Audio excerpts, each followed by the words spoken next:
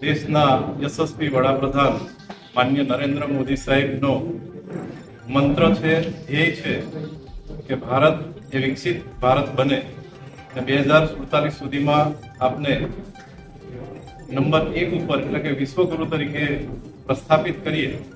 એ માટે ભારતને વિકસિત કરવા માટેનો જો કોઈ મંત્ર હોય તો એ આત્મનિર્ભર ભારતનો મંત્ર એમને આપ્યો છે.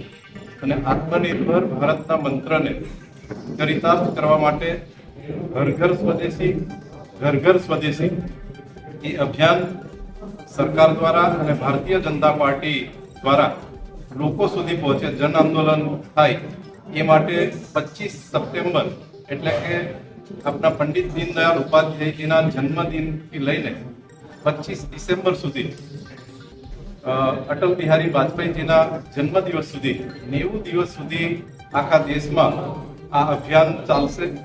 અને એમાં જિલ્લાની કાર્યશાળા, રાજ્યની કાર્યશાળા, આ રીતે અમારી ભારતીય જનતા પાર્ટીના વિવિધ પ્રોગ્રામો થયા છે.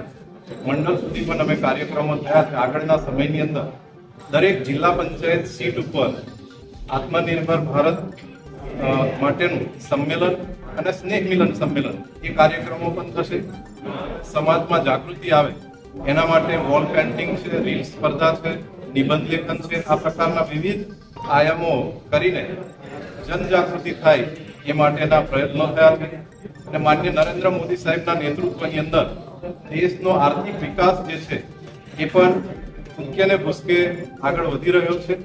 અને હાલમાં જે આપણે ચોથા નંબરની ઇકોનોમી છે એ આગળના સમયની અંદર આપણે 1 નંબર ઉપર પહોંચીએ.